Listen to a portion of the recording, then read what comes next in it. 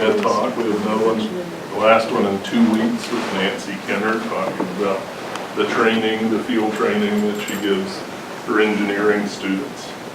Today I'm pleased to welcome Neil Nyman. He's Associate Dean of Academic Programs and Professor of Economics at Paul College. He specializes in behavioral economics, organizational economics, history of economics, and economics education. Neil holds a PhD from the University of Texas at Austin and a BA from the University of California, Santa Cruz, both in economics. So, as such, I guess you're presumably both a proud Longhorn and banana slug. Although that came after. I was a banana slug before it became official. So Neil has developed a website, Econ Journey, to teach economic principles in a way that links game design with learning. And relatedly, he's the author of Gamification of Higher Education, Developing a Game-Based Business Strategy in a Disrupted Marketplace, which was published in 2014. His talk today is entitled Pokemon Go, a harbinger for the future of higher education. Welcome, Neil. Thanks, Bill.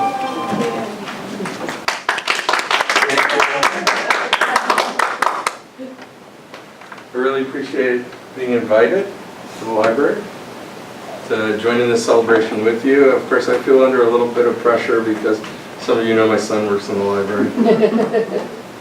Make sure you say, oh, your dad did an awesome job. I really appreciate it. So I was thinking of renaming this talk What I Did on My Summer Vacation. And that'll become obvious in a few minutes because I'll show you some pictures from my summer vacation. Or I was thinking of calling it Donuts. Doesn't get any better than that. Because to me, playing Pokemon Go is like eating a donut. Right? It's got a great flavor, a nice texture, and it sort of resonates with all of your senses, but it's not very filling and it's not very nutritious, and after a while you say, really? Like that? So we'll talk a little bit about donuts. And the whole idea is to get us to a point where we're talking about higher education and where we think higher education is going. And one of the really cool things about my job in Paul College is I oversee the entire undergraduate curriculum. And what you may or may not realize is that business administration is the largest major at the UNH campus. We have about 2,300 majors, and they're all mine. And so we've been doing a lot of cool things at Paul College, a lot of experimental things. I've been trying to use some of behavioral economics that I've been studying all these years, and a little bit of gamification to sort of transform the student experience. And so we'll talk a little bit about what that means and what it looks like, and then I'll share with you actually developing a game right now called Linked Up, which is a take on Pokemon Go, and we'll be beta testing that in August. So maybe I'll talk about that as well. So I was serious about talking about my summer vacation. So as you all know, this is my son Joshua, right? Government docs, reference that. See him around all the time. And that's his younger brother, Isaac. And Joshua and Isaac and I went to California this past summer to visit my mother. It was one of those, I want to see my grandson before I die, guilt trip kinds of things. And while we were visiting with my mother, we decided to go down to San Diego, and I went to high school in San Diego, and it had been 40 years since I went to the San Diego Zoo, and so we decided to go to the zoo. And that's the beginning of my talk, is our trip to the zoo. And what's really interesting about going to the zoo is it felt very similar to visiting a university campus. And have any of you gone to the San Diego Zoo? Mm-hmm. Yeah, right? I mean, so an enormous parking lot, a nice campus. They They've got the animals. The animals are organized by species, and they're all in their natural habitat, and you get to look on and visit with them. And there's a lot of sort of features in a zoo that's very similar to a university, right? Because it starts with orientation, right? So the first thing you do is you get on a bus. And on the bus, what are they telling you about? They're telling you about the importance of stewardship, the importance of the earth and taking care of the planet. And they talk about the research that they do in support of the animals. You know, the San Diego Zoo is a cutting-edge zoo. They were one of the first to put animals in their natural environments. They've got a whole research arm, and during the whole initial bus trip around the zoo, they're talking about their research and all the exciting things that they're doing. Just like when you get to a university. Let's talk about our research, and let's share our values, and let's talk about what we're all about. And of course they give you a map. And the map is very similar to a college catalog, right? And how do we organize our college? Our college catalog is by departments, right? And so we take faculty and we organize them into departments. And then they're organized in buildings, and the buildings are spread around campus. And something very similar is going on. And I couldn't believe the connection in the sense that, you know, I hadn't been to the zoo in like 40 years. But the zoo was a piece of land that they carved out in a ravine between Balboa Park and the freeway. And just like a public university, you're given a footprint and you've got to make do. And so when you get to the zoo, I can't tell you how many times we got lost. You know, because we had favorite animals that we were looking for. But it's a real hodgepodge, and it's in a ravine, so you're constantly going up and down. And I had told my sons that San Diego never gets warm, 70 degrees and sunshine every day. But of course, this past summer, we picked the 1 week and the 1 day where I swear it was like 90 degrees, and that was like, you know, ridiculous. But you're given a map, and the map is the equivalent of a college catalog. And of course, as I said, you know, the animals all have their natural habitats, and they're organized by species. Pull those pictures right off their website. Aren't they adorable?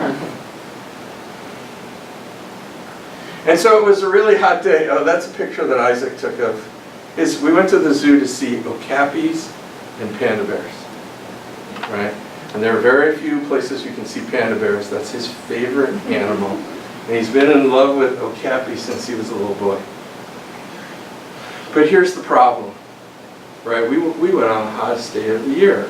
And wouldn't you know it, the animals wouldn't cooperate, right? So nobody told them that I was visiting that day. I could not understand that, right? You know, and so when we were, you know, marching up to the panda place, you know, the zoo worker comes out and says, well, there's no point, you're not going to see them. It's like, what do you mean we're not going to see them? Well, it's a really hot day, and they're hanging out in the shade, and they've got this covered thing, and you can't see it from here, and chances are you're not going to see them, but maybe come around sunset, when the sun comes down, and maybe they'll come out, and maybe you can see them then. And of course, we only have 1 day for the zoo. So we don't have the luxury of coming back. If we were going to see a panda, we had to see it that day. We actually went back at sunset, by the way, and didn't see a panda. But my point is that, right, I'm making this analogy between higher education institution, right? So to me, and here's the touchy point, and you're recording this, so I'm going to be careful what I say, but you know, the animals in the zoo are very similar to faculty members in their offices, right? Who, you know, you've got an excited student coming by wanting to sort of talk about knowledge or learning or some subject or whatever, and maybe you find the faculty member on a good day and maybe you don't, and maybe in their office and maybe they're not. You know, the problem when we're dealing with human beings, just as when we're dealing with animals, they have a mind of their own and they're not going to be told what to do. They're going to do whatever they want to do.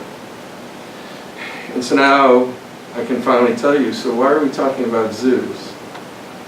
The reason I'm talking about zoos is because zoos have a similar problem that universities have, which is when you've got animals, or in our case, human beings, sort of doing what they want, then it's not clear that they're always doing what's in the best interest of the institution, or what necessarily supports the mission of the institution.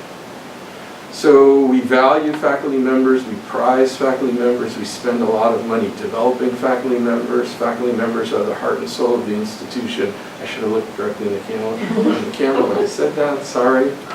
Can you edit that part in?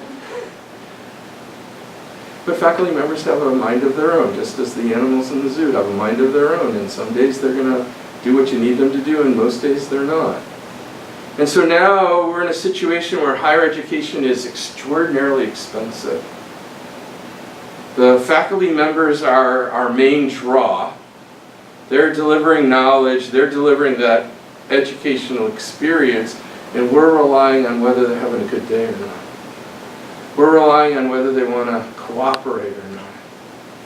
We're relying on sort of their star power, right? Because, you know, when I was an undergraduate, there were no experiences, there were no this or that. It was, you sat at the foot of the faculty member, you soaked up every word that they said, and you proclaimed that you got your money's worth. But it's not like that anymore, is it? Right, so what was interesting about going to the zoo was it was sort of like academia in the old days, when I was a kid. When I went to college, oh, so many years ago, right, where I was just, and nobody apologized for it. So I started off as an undergraduate at UCLA. I graduated from Santa Cruz. And at UCLA, you were given a reg card number, and you memorized that number, and that was who you were. And to enroll in classes, so these are the days of punch cards with computers, so maybe a couple of you sort of saw them in a museum or something. You know, and you went to this big room and you would give them your punch card and they would punch in your schedule, and that's how you got your schedule. In fact, I almost became a history major because those were the only courses I could ever get into. See, the apple doesn't fall far from the tree, right? Josh is a history major. And maybe it wasn't a bad thing because I always like to tell my students, you know, I did my whole freshman year. Tuition, dorm, meal plan, books, $2,700. Those were the days, right? And so I guess maybe we didn't ask very much because it was relatively inexpensive, though. In those days, $2,700 was real money. But today it's really expensive. Today there's a lot more pressure to demonstrate a return on investment. Today there are a lot more alternatives than there were. So when I was a kid, you went to the University of California, the Cal State system, where you went to a private school in the East. And that was sort of the basic options. Now there's a lot more options. So when we visited the zoo, the only animals that we got a really good look at were the okapis. And why is that? Because they like heat and they like sun. But it's a tenuous foundation to build an entire business on, to build an entire institution on. Well, so it was interesting, and by the way, I'm still going to continue on my summer vacation, so hopefully you'll indulge me. That wasn't the only park we went to, because we went to Universal Studios. Right? Because we were staying with my brother in LA, and my brother said, what do you want to do? And I said, I don't know, something touristy. Let's go to Universal Studios. So we went to Universal Studios, and what was interesting was how similar it was to the zoo, and yet how different. And so I just want to talk about some of those similarities and differences, and eventually I'm going to get to Pokemon Go, and I'm even going to get to higher education. In case you were losing faith in me. They give you a map. Everybody's got a map, right? So what's interesting is, you know, Universal Studios maybe was a little more well laid out. It was easier to find things, right? Because they're a commercial business. They're looking to make money. And if you can't find the refreshments, or you can't find the drinks, or you can't find the attractions, you're not coming back. And it was a very expensive experience, right? And they were so knowledgeable in business, right? They engage what we'll call price discrimination, where you could pay a fee to be the first in every line, right? Because if you got the money, time is money. So we got a map, And the first thing we went to see was this, I don't know if you've ever seen the movie Waterworld. It's a major attraction. Actually, the attraction was a lot better than the movie. And you've got real actors, and they're doing stunts, and there's explosions and all this. And I'm going, wow, this is really great. You know, this was the first thing we saw at Universal Studios, and I said, wow, they're doing this in 10 or 12 different areas related to films. How can they afford to do this? You know, the economist in me is always mentally thinking, you got to hire the people, you got to write the script, you got to blow things up, and you've got to build all of that, and this is a major enterprise, and what if it's raining, and what if it's this, and what if it's that? I can't believe that this is going to be our entire park experience. I guess it's worth whatever those tickets cost. Way too much. But of course, have any of you guys been to Universal Studios? That's the only sort of human experience, right? Because everything else uses technology. And what was sort of interesting and somewhat disappointing is what happens when you just rely on technology. And why are they relying on technology? Because they're trying to take the human variable out of it. Right, so we just talked about what's the problem with the zoo. The problem with the zoo is you're relying on animals, and the animals don't know when somebody special like me comes to the park. Right, they didn't get the memo. And they didn't read the memo. And they didn't respond appropriately to the memo. Right? And the executives at Universal Studios understands that when you're dealing with living creatures that have a mind of their own, it's really difficult to control the consistency of that experience. It's also really expensive. You know, people get sick, they get injured, OSHA claims, you gotta give them health benefits, the list goes on and on. So why don't we just replace them with technology? And of course, isn't that what we're seeing in higher education today? We don't need the faculty members, we'll just use technology, right? We'll just have online classes. Everybody's going to be taking MOOCs, right? Nobody wants that personal experience. And hey, you don't know that there's 10,000 people in the class when you're in the comfort of your own home online. So we're just going to replace these human beings, we're going to replace these inconsistent experiences with technology. Because isn't that the solution to everything today? But what if you don't have the latest, greatest technology? So 3D, it's come to homes, right? And before we went on our summer vacation, we had built a graphics computer and bought an HTC Vive. I don't know if anybody's played around with one of those. It's one of those virtual reality systems in the comfort of your own, in our case, basement. So I can have this 3D experience, and you know, we're down in our basement and the basement disappears and you can move around, and it's like you're in an entirely new world. And so at some point, Universal Studios moved over to technology and was one of the first adopters of this 3D technology. And for maybe some little kids or whatever, or 10 or 15 years ago, everybody's going, wow, this is super duper. And you're on this bus tour and you're in this tunnel, and all of a sudden King Kong appears. And I'm sitting there, you know, Mr. Not Very Much Fun, going, wow, the 3D graphics are better in our own basement, right? So, you know, technology is a solution to a problem. And technology is something that we embrace in higher education, but be careful what you wish for. Because somebody's always going to create a better technology, and unless you've got a huge pile of cash, it's really going to be difficult to keep up on that technology curve. And in fact, you know, people might laugh at your technology because it's so old and outdated, and actually, we went on one of the original rides, which was Jurassic Park. And to see how they did things 20 years ago, you're going, really? You wasted my time? What's up with this? This isn't very good. But what's interesting was to see how technology is changing for Universal Studios, and this is a really important point, and then we'll transition to Pokemon Go and we'll get to what I really want to talk about today. Well, I actually am talking about what I really want to talk about today. So I think this was one of their newer attractions. I think the newest one was The Walking Dead. Love that show. Didn't really enjoy the attraction because it's just, you know, people, zombies popping out and trying to scare you as you sort of walk through this, you know, path. Despicable Me. We all seen the movie? Right, the cute little minions. So what was interesting about this ride was a newer level of 3D technology. Okay, so state-of-the-art technology, or at least much better technology, comparable to what I could get in my own home. But that, to me, wasn't what made the ride special. What made the ride special was they coupled technology with story.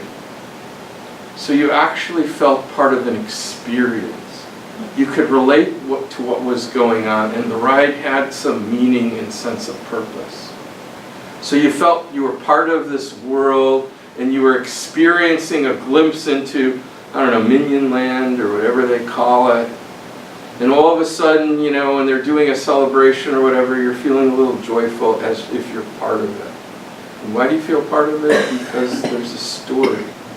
That it's more of a complete and comprehensive experience. And when we talk about future of higher education, in my opinion, it's all about creating these experiences.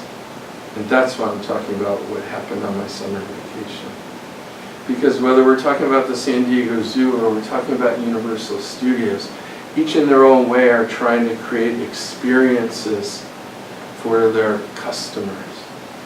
So when they organize into individual little worlds or individual storylines, it's a way of building a relationship with their customer, but more importantly, giving their customer a special experience that appeals to their senses, that validates the choice they made with their pocketbook. And so when it comes to higher education, I think the San Diego Zoo model is a great example of the past, but it's not the future. Universal Studios is a great sort of bellwether that I think shows us the potential of the future, but I'm not sure that gets us there either.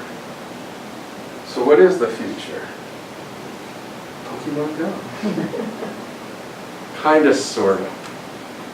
But Pokemon Go has its challenges or its issues as well. So, you know, when Bill invited me to give this talk, it was over the summer, and it's like, well, can you come up with something interesting? And at that point, you know, Pokemon Go was sort of the rage. And actually, I was talking to Josh a couple weeks ago because I said, you know, Josh, I got this library talk coming, and it's like, you still doing that Pokemon Go thing? And I said, yeah, it's going to be great. Nobody plays Pokemon Go anymore. And I said, first of all, Josh, I just wrote an article online that says there are 65 million people that are still playing Pokemon Go. I'm not sure if I believe that number, by the way. And secondly, I said, great, because this is going to make my point, right? So why is it that so many people were playing Pokemon Go? And why is it that not that many people play it anymore? Hence my donut analogy. It's going to be great, right? Because playing Pokemon Go, as far as I'm concerned, is like eating a donut, right? Tastes good. Has no nutritional value whatsoever, but you enjoy it while it's making its way, you know, in your mouth down to your stomach, right? It's just like it's like heaven on earth. All right, so Pokemon Go. So what makes Pokemon Go special? So see, you were thinking there wouldn't be any words in this presentation, and I finally got some, because I like it when people sit there and read my slides. It's an augmented reality game. And if any of you follow technology, well, in the Steve Jobs era, one would think that Apple was at the forefront of technology. Now we're not so sure, because, you know, Steve's been gone for a long time, and people question, you know, sort of Apple's leadership. But regardless of what you think of Apple, they've made a huge investment in augmented reality. And so while the market seems to be going to virtual reality, they're interested in augmented reality. And augmented reality is how can we enhance real-world experiences? So if you play Pokemon Go, right, I mean, the really cool thing about Pokemon Go is it doesn't take you into some cartoon environment or something like that. It just keeps you in your world, and it enhances it, it augments it. It adds an additional dimension, it adds an additional level. It adds features and characteristics and people or characters that didn't exist anymore. It makes reality, it's reality plus. How's that? And right? So it's not, how do I escape from reality? Right? Because we think, oh, that's the purpose of the internet, right? Remember in the early days, you know, you had things like Second Life, right? Oh, you don't need reality. You'll just create a second life somewhere else, and you'll immerse yourself in that, and you'll live that, and you'll become the person whom you always wanted to be. But even that gets old, and even that feels artificial, and it gets stale, and people lose interest. So what has been sort of revolutionary or novel about Pokemon Go is it doesn't take you into a different reality, it enhances the reality which you already have. It fills in all of those blank spaces, all that time when you're bored. So when we're on vacation, you know, we're walking from attraction to attraction at Universal Studios. So of course I like to look at the other tourists. I like to look at the world around me and think about the park. And I'm with my 2 sons and my 2 nieces, and what are they doing? They're staring at their phones, playing Pokemon Go, looking for what creature they can capture, or who else is playing, right? And can they get there before them, or can they join some team, and can they whatever, because I'm an old guy and I don't get it. But what I do get is that I'm used to there being blank spaces in my life, and young people today feel very uncomfortable when space exists, and they're looking for ways to fill those spaces. And Pokemon Go is sort of a mindless way to do that, right? It doesn't require a lot of mental power, it doesn't require a lot of thought. But it's a relief valve for boredom, right? So when I'm walking from attraction to attraction, I'm still excited, I'm still in the moment, I'm still thinking about things, and for them, they're viewing that as wasted time. And how are they going to make use of that wasted time? So one of the questions that we need to ask ourselves is, how are we going to make use of that wasted time? How are we going to fill in those blank spaces? And now I'll make my connection to higher education, right? So think about the opportunity that exists. Right, we've got a curriculum, the students take courses, presumably they're going to class, presumably they're studying outside of class. We're saying, come to the University of New Hampshire, you can major in X, whatever that is, and we've got this awesome faculty with these really interesting courses, and it's going to fill you up. And when I was an undergrad, right, geez, there was so much reading to do, so much work to do. There wasn't any blank space in my life. I was just busy trying to survive, taking 4 courses in a 10-week quarter. But today, our students look at things a little bit different, right? Okay, I'm taking these classes, maybe I'll go. Oh, really? You expect me to read that book? I don't like the cover, I don't think I'm going to open it up. Well, no, it's not even, I'm not going to open it up. I'm not even going to buy the damn thing, right? Because why should I spend money on a book? I mean, who buys books, you know? Let alone who reads books. You know, I'm not doing that. You know, and they have a lot of time, a lot of blank, a lot of free space. Right? So think about the collegiate experience today. There is the classroom and all that kind of stuff, but there's all of this other stuff. And what are we going to do with all of this other stuff? And how are we going to make use of all this other stuff? And how are we going to turn it into something that makes it worthwhile to pay, I don't know, $40,000 a year to come to a university like UNH? You know, when I started thinking about gamification and I wrote my book, Gamification of Higher Education, it was all about how do we create additional value, or how do we change the value proposition to make the residential collegiate experience worthwhile? In other words, how do we fill in all those blank spaces? If you're here on campus, you know, there are lots of things that we can do to support what goes on in the classroom, and lots of things that happen in the classroom that we can take out and apply outside the classroom. So how do we create something that exists outside the classroom to create a synergy and support what goes on inside the classroom? How do we take all of this dead space and turn it into productive activities so that students will graduate better prepared to transition to the next stage of their life?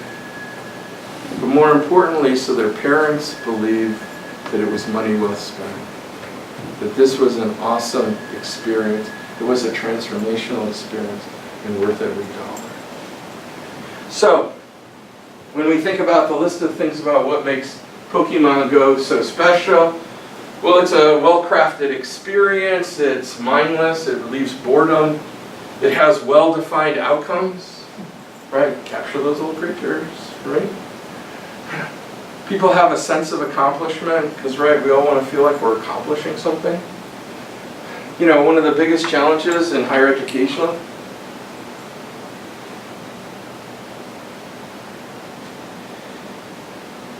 is we want our students to fail because it's only through failure that you learn and advance. But on the other hand, we don't reward them for failure, we penalize them for failure. And they feel bad about themselves if they fail. So we've created a system where everybody feels the need to succeed, but everybody can't succeed.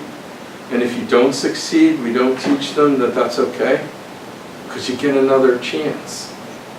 But in most classes, you never get another chance. And so they're constantly being punished for failure, and yet at the same time we live in a culture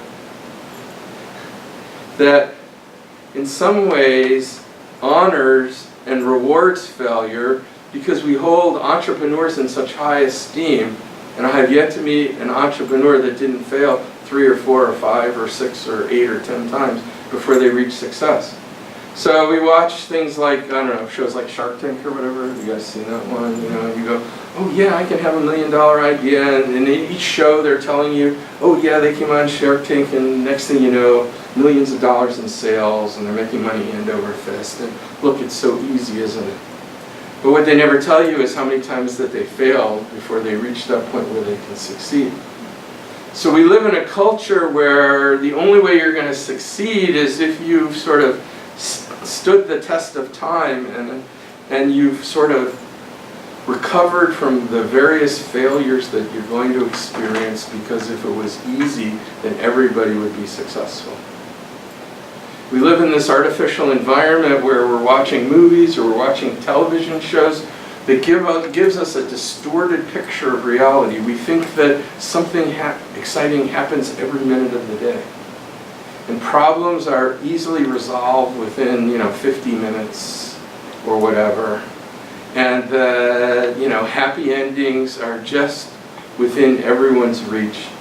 And that apparently all those hours that you need to work, nobody ever sees that part. So then when we ask people to work hard, they don't understand it because they've never seen it. Because everything that they've learned from is you never fail, that you're naturally good at something, and everything miraculously comes to a successful resolution. And unfortunately in higher education we've sort of bought into that. And so we're not really preparing students to be successful. In today's economy, in today's society, we're teaching them to be, I guess, successful in some fantasy, in some figment of a culture that maybe 40 years ago, but even then, things weren't that much different. But what makes something like Pokemon Go special is people feel like they're accomplishing something. You get recognized for your success. And of course you can all do this in a social context. Because above all, we're all social creatures. We don't live in isolation. We like to have friends. How do I feel good about myself? Bill likes me, so I feel good about myself, right? Oh, I captured, 10 more creatures than Catherine. So sorry, Catherine, but, I'm more accomplished than her, right? How do I know if I'm a good, creature hunter? Well, because I got twice as many creatures as Catherine, right? There's no sort of abstract, sort of scale of achievement. The only way that I know whether I'm doing well or not is when I compare myself relative to others. It's all about relative positioning. But Pokemon Go sort of captures all of this. But the problem is, it's like eating a donut, right? You know, there's no nutritional value, right?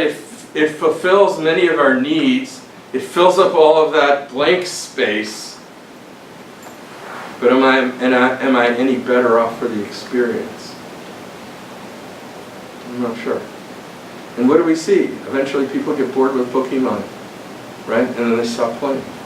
It's no longer the fad that it was. So the principal challenge for higher education is, how do we go from a donut to a balanced meal, right? A sandwich with whole grain and protein, and there's some green leafy things there.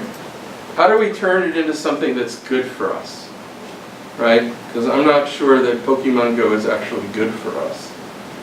I mean, it hits a lot of the buttons, but you know, it's donut or ice cream, whatever, right? My senses, all that fat and sugar, wow, right? Because I've got caveman genes, you know? But I'd like to think that I've evolved to a higher form, and in a higher form, it's more than sugar and fat. And how do we do that? Or what do we do about that? So, in the future, universities will need to. So now we come back to, what did I learn on my summer vacation, right? So when I developed this talk, and when Bill and I were talking about, well, you know, what are you going to talk about? I said, well, let's talk about the future of higher education. What is higher education going to look like? It's not going to look like the San Diego Zoo. Many institutions will make the painful transition and start looking like Universal Studios. But I don't think Universal Studios is the end-all and be-all either.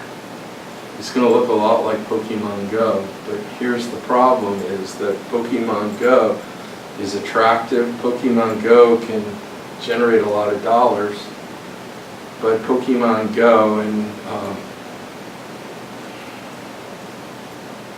so I don't think it'll bother anybody in this room, and hopefully if anybody ever watches this video, it's like going to SNU, right? You know? I mean, you're paying a lot of money for a slick experience, but you're not learning anything at all. Sorry, SNU people, if you ever watch this, right? You know? I mean, so it checks all the boxes. But I don't know if you're any better off for the experience. So the question when we talk about the future of higher education is, how can we take the best from Pokemon Go while turning it into a whole grain sandwich rather than leaving it as a donut? And I think this is the principal challenge that higher education is going to face over the next 5 or 10 years. So this is something that we've been doing in Paul College, and maybe I'll talk a little bit about that in a sec, to try and sort of transform the student experience in a way that is consistent with what we know is successful in the marketplace, but at the same time offer some positive nutritional value. So somehow we're going to need to create an immersive experience, right? It's not just that I go to class and then I hang around and drink a lot of beer, right? And get myself into trouble and waste a lot of time. So how can we create a more complete experience where there's some rhyme or reason to what happens outside the classroom, and what happens in this more immersive experience supports the educational mission of the institution? So Catherine and Wendy Jo know that one of the things we've done in Paul College is we created a new first-year program called FIRE. And FIRE tries to be more of an immersive experience, but more importantly, tries to fill in that dead space. It tries to create a complement to what goes on in the classroom. So the students are assigned teams. They're playing a giant game during the course of the year, and that giant game is designed to help them learn some skills and to become more involved in the campus community, and to really take a different approach to their collegiate experience, where it's all about being integrated into a community and feeling part of something that's bigger than them, rather than I come to an institution, I take some classes that don't really make much sense to me, and I spend the rest of the time sort of frittering it away, drinking beer or doing other sort of non-productive things. So what we're trying to do with our FIRE program is to look at or take a 360 view of the college experience. Look at what happens outside the classroom and redefine it and reframe it so that it supports the academic mission of the institution. Harness the power of story. So I don't know how much you guys interact with students today, but right, why am I doing this? Why should I do it? Well, maybe I'm not going to do it. Because it doesn't resonate with me, it doesn't have any meaning for me. Right, so I think the one thing that I did learn from Universal Studios, or one thing I guess that Universal Studios affirmed for me, is the power of story. It's not just about creating an experience, but it's also providing meaning for that experience. You know, it's a very complicated world today. It's a very stressful world today. I can't tell you how many students are afflicted by various forms of anxiety. And maybe it existed 40 years ago when I was a student and nobody talked about it, and everybody talks about it today. But I think it's a less certain world today than it was. Just watch the news every night. You know, when I was a kid, right, half an hour, 6:30 to 7 o'clock. Oh, I'm sick of the Vietnam War. Okay, let's turn the TV off. Great, I never hear about the Vietnam War. Today, you can't turn it off, right? It's on the internet, it's on social media, it's everywhere. And I can't believe that that doesn't create a tremendous amount of anxiety for young people today. But if we can craft a story, and those of you that know me well, I'm all about story. And my favorite book is Joseph Campbell's The Hero of a Thousand Faces, right?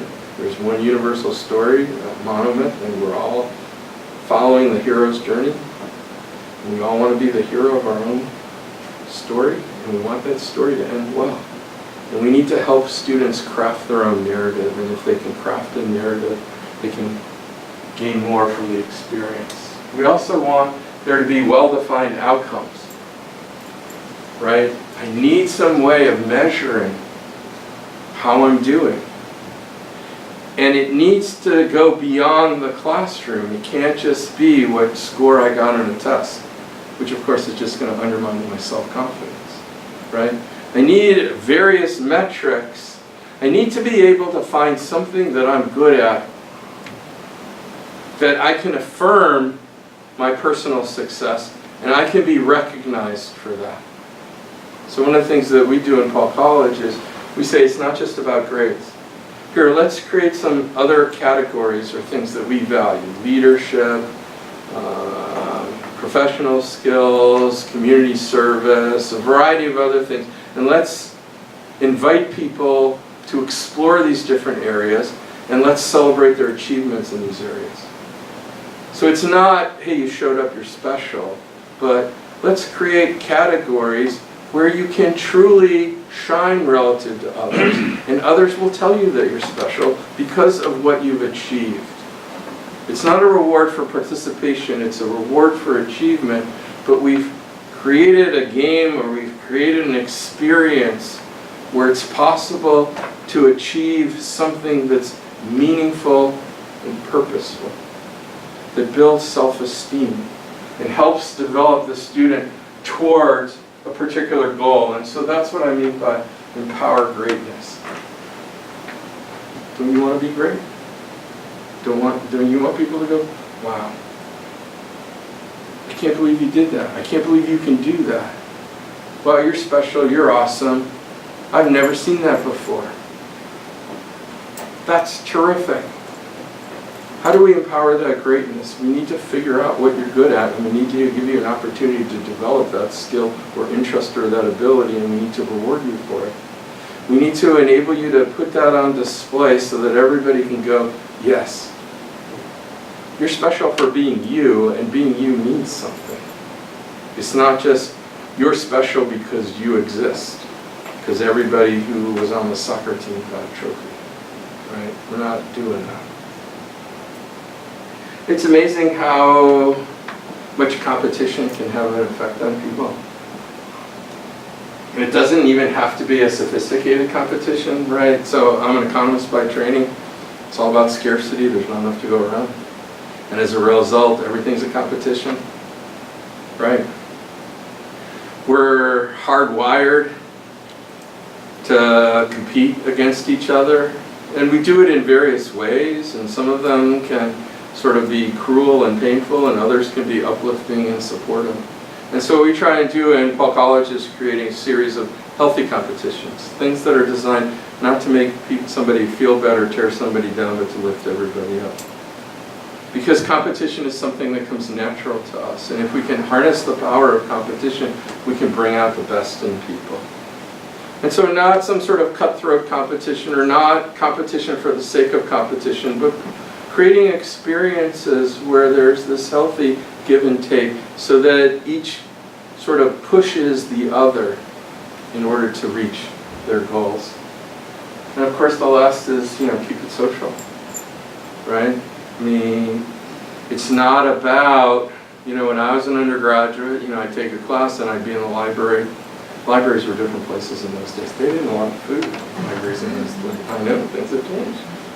Right, but today it's about working with others on a class. So all of you probably been in Paul College, we have all those breakout rooms, right? And those breakout rooms are designed for students to work together because they want to work together, they want to be together, and companies value individuals that can work together. It's all about teamwork. It's all about, learning those lessons that you never learned in preschool about sharing and getting along. Right? Because the reality is, in this complex and complicated world today, nobody has all the answers, and nobody can do it all on their own. And unless we learn to take advantage of each other's strengths and what truly makes them special, and how to leverage those strengths and work together, we're not going to be successful. And kids today, particularly there's a reason why they call it social media, right? We need to be social. We've always been social. In the past, we needed to be social to survive. Today, we need to be social in order to be successful. And so anything we do requires that social component. So, we're just about at the end, in case you were worried. So we're experimenting with a lot of cool things in Paul College, and I'll just tell you about our version of Pokemon Go, called Linked Up. So we're really interested in using technology not to bring people apart, but rather to bring them together. I mean, why do you come to college? It's for face-to-face interaction. It's not to sit by yourself with some, smartphone in your hand. I got a gigantic one, right? Where I'm just looking at the screen all the time and I'm not interacting with anybody. Can I leverage the power of this smartphone to support the goals and objectives of the residential collegiate experience such that this phone becomes a gateway rather than an endpoint? So what are we doing? So we're creating a GIS-based game, an augmented reality game. But rather than go find little Pokemon creatures, you're going to find other human beings. So as part of our FIRE program, everybody signs up, everybody's part of a team, everybody can fill out a little profile. And what do you think? Wouldn't it be cool? Oh, there's a football game on Saturday. Oh, I don't want to go because I don't think I'll know anybody and I don't want to go by myself. Well, what if you could go to the football game and you could look at your screen and everybody else in the FIRE program shows up on your screen? And just as you go collect little Pokemon creatures, what if you go collect human beings? Or at least connections with human beings, and you earn points. Right? So I've seen Catherine. I've always wanted to say hello to Catherine. I was always nervous about speaking to Catherine because I'm sort of shy. But now I'm going to the football game and there's Catherine's little thing, and I go up to Catherine and now I have an excuse to talk to her, right? Hey, let's get some points, right? And then I'm talking to Catherine, we're getting some points, and I go, hey, you want to go with me and we'll go get some other points? Or, oh, hey, Catherine, and this little profile of her pops up. It turns out we're in the same econ class, and all of a sudden I can say, hey, we're in the same econ class, we got a test next week, what are you doing for that? And all of a sudden we start talking about that. And we start to make a connection. So Linked Up is about making these connections and developing personal and professional networks. So we're going to teach students how to actually construct a network, and we're going to do it through this GIS-based game. So now, if I'm going to the dining hall, I want somebody to eat with, I can look up and I can see who else is eating, and see if they're part of my network and where they're sitting in the dining hall. Or if I want to go to something, well, I don't have to worry about being by myself because I'll just use this game as an excuse to make a connection. And since we're all playing the same game, right, and we're all part of the same program, Catherine will go, oh, Neil, nice to meet you. Yeah, hey, there's a seat that's empty next to me. You want to sit there and watch the game with me? And I'll go, sure. I was hoping that you would ask. And so we're using technology to try and broaden the experience, to bring a little fun in it, but to accomplish certain goals and objectives, right? How do I get you better connected to the institution? How do I get you better connected to people? How do I teach you how to begin to build social and professional networks, skills that will serve you for the rest of your life, that will enable you to achieve personal and professional success, not only while you're here, but when you graduate? How do I augment your reality? And how do I give you an experience that is greater than just going to a football game? So the football game now is not just, hey, I'm going to observe an athletic event or a healthy competition, by the way. See, we still do that kind of stuff. But now how do I transform it into an opportunity to develop a personal network, to make a new friend, to have a new experience, to add value to this residential collegiate experience? And I think I'm done. Yes. Sandra?